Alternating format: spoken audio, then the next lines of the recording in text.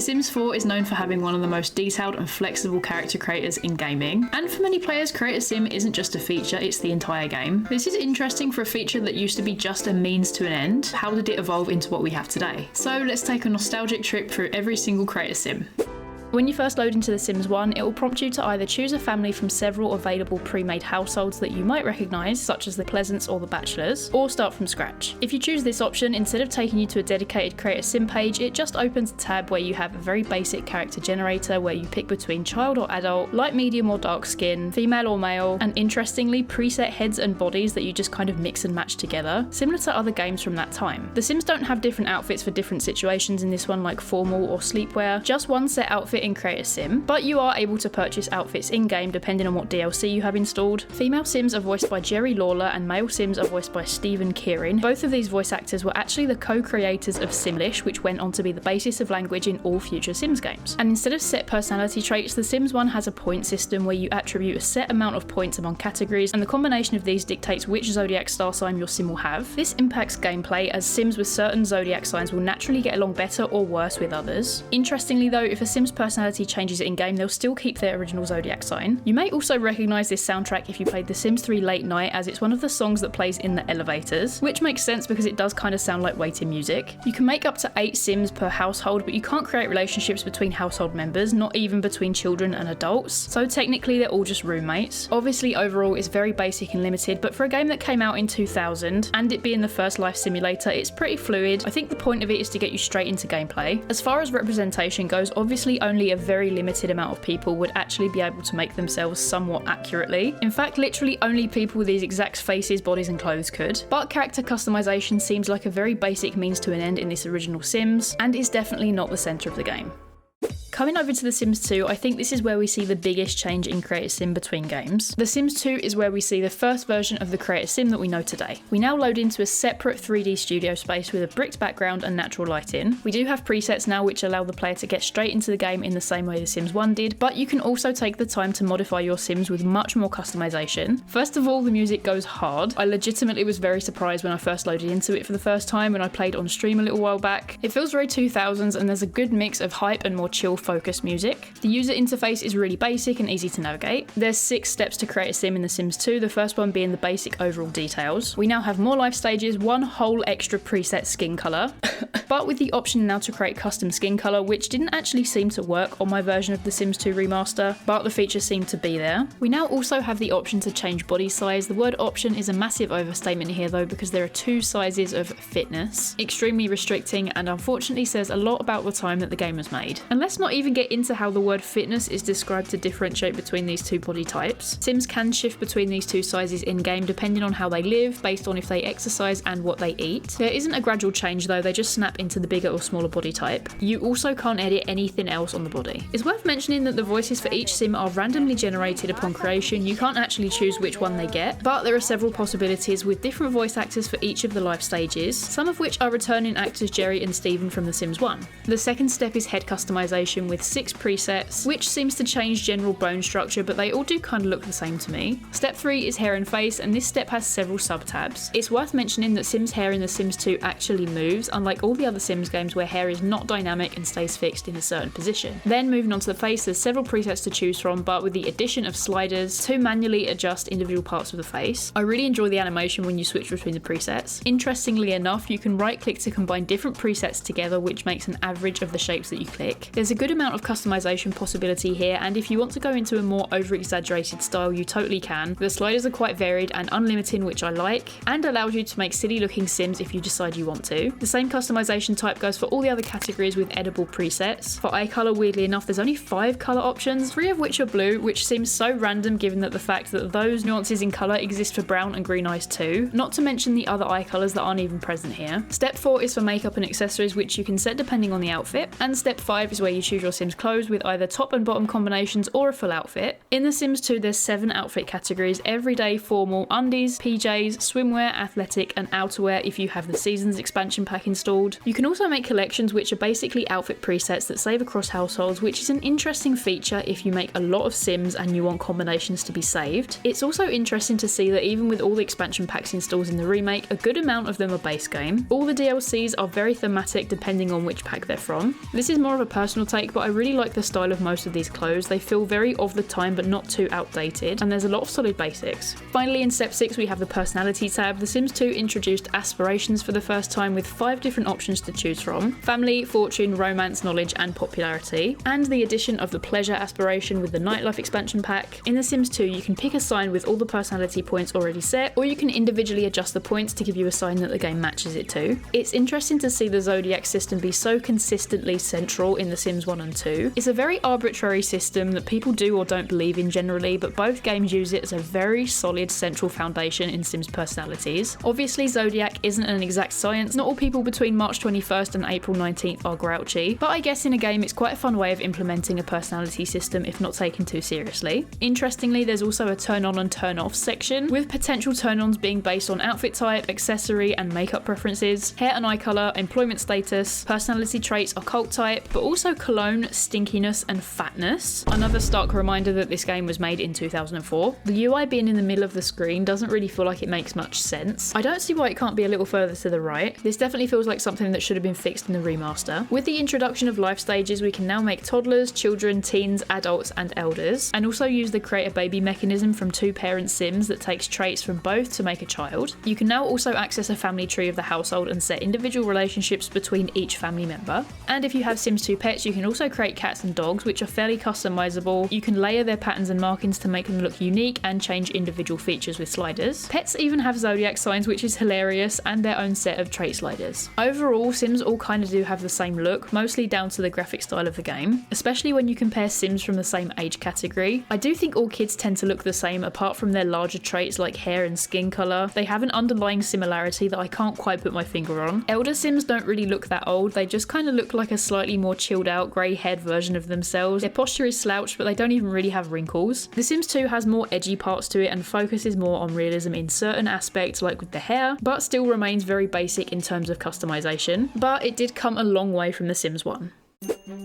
5 years later, The Sims 3 launched. Back in the 2000s, a 5-year gap was quite a big leap in terms of gaming graphics and design, and you can definitely tell the difference as you load into the game. It's actually called Create a Household, which I feel like I never realised until making this video. I always just thought it was called Create a Sim. I personally really like the music in this. I'm biased because this is the one I grew up with, but I prefer it so much to the Sims 4 Create a Sim soundtracks that I will actually mute it to play the songs from The Sims 3 sometimes. The Sims 3 has the most realistic looking style, or at least they attempted realism with The Sims design. They look less cartoonish than The Sims 2 and 4. The eyes are quite realistic, the hair is more individually defined, everything looks higher poly count, better shading with more defined textures. The user interface is much cleaner and positioned further away from the sim now, which is nicer for overall user experience. The basic tab info is very similar to the one that we have in The Sims 2, the same life stages, but instead of preset skin colours with customization as an option, we now have sliders, which makes way more sense. There's options for warm, neutral and cool undertones and fantasy colours, so if you want to make a bright purple sim, you totally can. However, NPC sims only spawn with the realistic skin colour options though, so this is purely for your own Sims creations if you want to get a little bit silly. There's now also body sliders,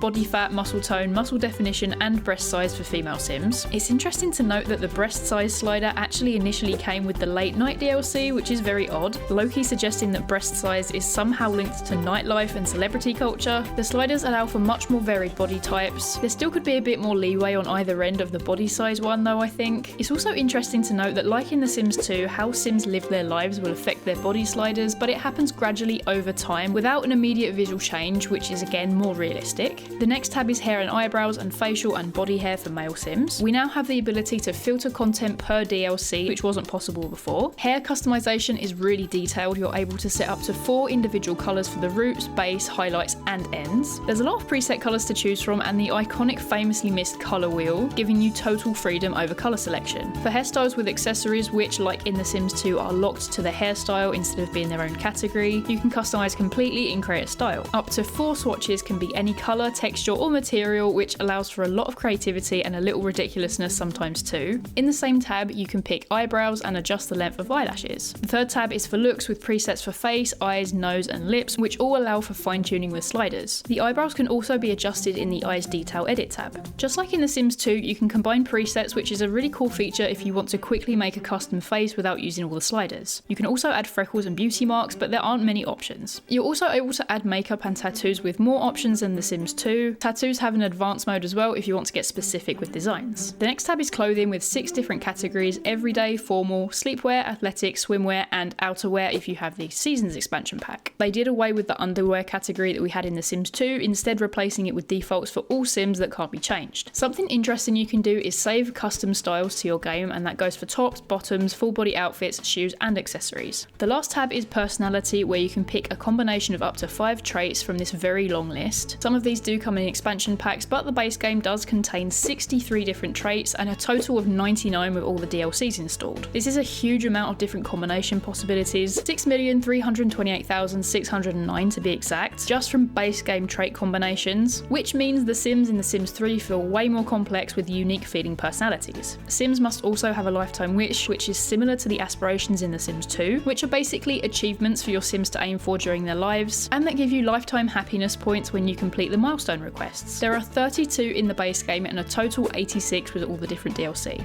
We're also able to select a favourite meal, music genre and colour for each Sim, and the voices are now customisable with 3 presets and a pitch changer for each gender. You can also now write individual biographies for each Sim rather than just per household. Lastly, we have the astrological signs tab. This time they are completely independent from personality traits, you can choose them freely. They were first introduced in the Late Night DLC, but then were added to the base game in a later patch. Although they aren't directly linked to traits anymore, they do have a function. They affect romantic attraction compatibility, which in turn affects how easy it is to build a relationship with another Sim. As for aging, unless you're making a young adult or adult Sim, unfortunately Sims seem to suffer with same face syndrome. There's definitely a certain look that all child Sims seem to have, regardless of which face traits you pick, and the same goes for toddlers and elders too. And if you have the Sims 3 Pets pack installed, you can make cats, dogs and horses. It takes you to a different studio to create them, with a barn backdrop that's set in the world of Appaloosa Plains, world that comes with the pack, which is a really nice touch. The sliders can get quite complex, you could definitely spend a while playing around with them. There was also a feature called the Exchange, which allowed players to upload and download creations like families and lots. It sort of worked similarly to the Sims 4 gallery, but after a few technical issues it was eventually permanently removed from the game in 2011. The Sims 3 also introduced the controversial microtransactions with the store system, which allowed you to purchase in-game items. This feature was very pushed, and purchasable items such as tops or hairstyles showed at the top of each menu in Create a Household. These were purchasable with Sim points, which to my child self's dismay were not earnable in-game, but literally real currency converted into points to kind of blur the lines of how much everything cost. These are also the only items that actually had descriptions in Create a Household. The store did also have other purchasable additions such as worlds, pre-made lots and build buy items too. It's worth noting that it cost about $10 to purchase 1000 Sims points, which wouldn't even be enough to get you this runaway riot set. So it certainly puts it into perspective. Overall, The Sims 3 Create a Household feels a lot more advanced than The Sims 2, but the biggest change between games can be felt when we jump from The Sims 3 to The Sims 4. We'll cover that in a moment, but first I want to give an honourable mention to The Sims Medieval. This game was a medieval spin-off of The Sims 3, quite different in terms of gameplay, but Create a Sim does look very similar, if not a little less detailed, but still quite impressive for a spin-off. Clothing options are more limited, but it doesn't really feel restrictive, as Create a Sim isn't exactly a central part of this game. You do get slightly more choice if you have the Pirates and Nobles pack. Yes, that's right, they made DLC for a spin-off. Although you can play as different roles of Sim in the kingdom, you will always start off with a monarch and unlock the different types of role as you go through the game, so certain clothing options aren't available right away in Create a Sim. It's definitely fun to have a theme in the background, and the music is actually amazing. The personalisation is more basic now. You can make only adults in Create a Sim. We have a few sliders for face and age details, but most if not all the slider customisation for everything else is exactly the same as it is in The Sims 3. Now the trait system is actually quite funny. You have to pick traits and fatal flaws, which are all medieval themed and affect how your Sim will perform in their quests and responsibilities in the game. You can pick 2 traits and 1 fatal flaw per Sim, some of which are really silly, like whale annihilate my parents, which will basically traumatise your sim about the ocean. The fatal flaws have options like bloodthirsty, compulsive gambler, drunkard, insecure, puny and uncouth, which are a lot of fun and would most likely never see the light of day in The Sims 4. Despite having less choice for most other creator sim categories than The Sims 3, we do have more options for voices in this, interestingly, with more old-timey sounding British voices, which just makes sense. Trelf James. Mejuk Kosen. Zonsh Karembroven. Yeshun Jeno. There were a few other Sims spin-offs or different versions for console, but in my opinion this was the one worth mentioning the most because of how good it is. When you first load into The Sims 4 Create a Sim, you're asked if you want to use a feature called Create My Story. This is a new feature to the franchise which gives you a more restricted but guided Create a Sim experience, generating a sim based on a quiz. The end result is still modifiable except for a few things. It gives you a fixed career, 2 fixed skills and starting funds, as well as not being able to make your sim younger than a young adult. Despite this popping up literally every single time you start a new household, I forget this even exists. I think my brain just blanks it out and I immediately go straight into the regular Create a Sim mode, which gives you total creative control over your sim, but you have to start career and skills from scratch. When us Sims 3 players heard of a sequel, a lot of us were imagining Sims to look even more realistic in their design, building from what we had in The Sims 3, but surprisingly The Sims 4 went in a completely different direction for a more cartoonish aesthetic. The Create a Sim environment itself feels more neutral, the backdrop has been replaced with a really simple gradient, and the music is more dreamy and reflective sounding. It's worth mentioning that across games since The Sims 2, extra Create a Sim soundtracks are added depending on which packs you have installed, which is a nice touch, but I would love to see a feature introduced that allows us to activate or deactivate certain Create a Sim soundtracks. Unlike previous Sims games where we had a menu as soon as we loaded in, you just have 2 panels at the top left. This one lets you set a name, pronouns, gender, sexual orientation, romantic boundaries, age, walk style and voice type. There are also more life stages now: infant, toddler, child, teen, young adult, adult and elder. For the first time you can assign custom gender information to your Sims like clothing preference and pregnancy options. This wasn't in the base game upon release but added in a patch quite a few years later. You can also choose attraction info, romantic and woohoo preferences and relationship boundaries, which will dictate how your Sim reacts to their partner flirting or woohooing outside of their relationship, and if they're open to discussion about their romantic boundaries. Another later addition is cause of death on this second panel, which allows you to make ghosts in Create a Sim. Before this update, ghosts were only available if you killed your Sim during gameplay, so this was a really cool addition. As for traits, you can pick up to a combination of 3 for adult Sims or 2 for teen Sims. Counting only base game traits, there's a possible 68,000 combinations for adult Sims, which pales in the comparison to over 6 million possible combinations in The Sims 3. You can also set a lifetime aspiration, which gives them 1 bonus lifestyle trait, and preferences were added in a relatively recent patch similar to what we saw in The Sims 3, although favourite food didn't make a reappearance, but you can select several favourite activities, colours, conversation topics, decor, fashion, characteristics and music genres. You can pick up to 50 of these in total, and they will affect your friendship compatibility in-game with other Sims. If you have the Love Struck expansion pack, you also get an extra tab for attraction preferences with a few more physical preferences to choose from, but nothing like the ones that we had in The Sims 2. Stinkiness and fatness. When you're done with the Sims info panel top left, there's no menu like in previous games for the Sims physical appearance. You have to click on the head or body directly on the Sim, which brings up more detailed customization. Starting with the head, there is a fair amount of customization possible. As for basic Sims details, there's skin color, which does have a lot more customization possibility now, but a lot of them do look slightly off. It is an improvement on previous games though in terms of options. We also have face presets, but we are no longer able to combine them like in The Sims 2 or The Sims 3. We're able to customize things like teeth, as well as add scars and different face details. Coming over to basic body details, where you're able to access the skin color selector here as well as all the body presets. Just like in previous games, we have body fat and muscle sliders, but we now have the ability to also change nearly every single part of the Sim's body individually, allowing for much more fine-tuning and personalization, despite how a lot of the ranges of size do feel like they could have been wider on both ends. I don't know, I don't really like the idea of a game telling me that a body part can't be any bigger or smaller, especially how this is certainly not the limit of what's realistic in the spectrum of human existence. Anyway, I digress. Other basic body personalization includes tattoos, which have very detailed customization and can be shared individually on the gallery if you're too lazy or have no artistic talent like me, which is a really widely appreciated addition.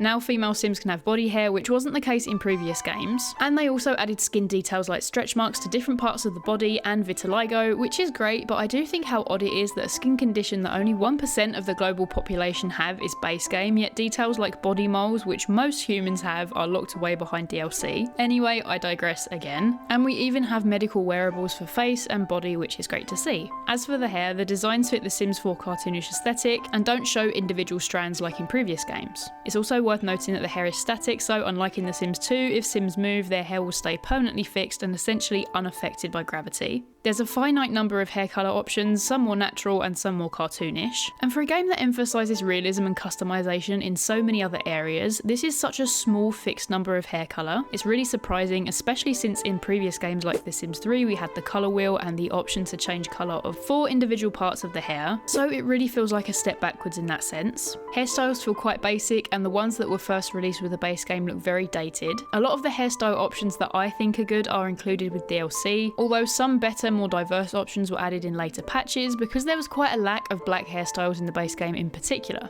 There's now a good amount of filters which makes navigating all of these items much easier, especially when you have a few DLC and custom content. This can be a very long process. And something that's a first in The Sims 4 is being able to apply female tagged hair to male Sims and vice versa. For some reason we only see 2 items per row now, despite all of the blank space we have around the screen. I know there are mods that add this in, but we're not judging mods today. We are looking at the game that EA released and put out as is. Please and thank you in advance. Hats are a separate item in The Sims 4, which is a huge improvement on the previous games where they were incorporated into the hair itself. Accessories and makeup, as well as literally everything else, is applicable to your current outfit and could also be copied over to other outfit categories as of 2024. And it is a little mind-boggling that the base game is getting such basic updates still 10 years after release, but I digress again. This feature does save a lot of time, and it was something that I'd previously complained about on my platforms before it got added to the game. I really hate how you can't copy outfits over to other outfit categories. We did also get the addition of eyelashes to the base game in a patch alongside the release of Love Struck, which look like this. Although this is a feature that players had been requesting for a very long time given how the default ones look, unfortunately the ones that were added in look just as clumpy if not worse and didn't quite hit the mark with the player base. There's 6 outfit categories in the Sims 4 base game and 8 if you have the seasons pack with additional hot and cold weather outfits. They're the same categories as the Sims 3 with 1 added extra category for party wear. Just like with the head accessories and hair, you can now filter content and untick boxes like feminine and masculine. However, when a Sim wears clothing from the opposite category, they don't quite fit right. As for clothes, in my opinion the base game stuff was very much stuck in 2014 for a long while before more basic individual pieces were added more recently. I do think some basic modern styles are still lacking in the base game. We have had a lot of kits released with that kind of thing, but I think basic clothes should be in the base game, with kits focusing more on specific aesthetics and styles. We do also have the styled looks feature, which is a pre-saved full outfit, which I think is a very underused feature in game. You do get more outfits added to this if you have packs, but there aren't really many in the base game, and I don't understand why we can't make our own savable outfits. It'd be a really cool feature that would be easily added to this mechanic, and it would save a lot of time, especially for us simmers who fix auto-generated NPCs' bad outfits all the time. We can now also customize fingernails and toenails, which once again was added in a relatively recent patch. As far as aging goes, I think that this is the Sims game that got it the most accurate. They do look more convincing rather than just having grey hair and an arched back like in previous games. You can tell that the features thin and hollow out slightly, which is definitely more realistic. I do think the kids in The Sims 4 all seem to have the same looking face. Again, I can't quite explain why. I think it's because the sliders of the face presets aren't varied enough. The Sims 4 has a gallery feature, which is a better version of the Sims 3 Exchange, where players can upload their own creations such as Sims, lots, pets and tattoos, as I covered earlier.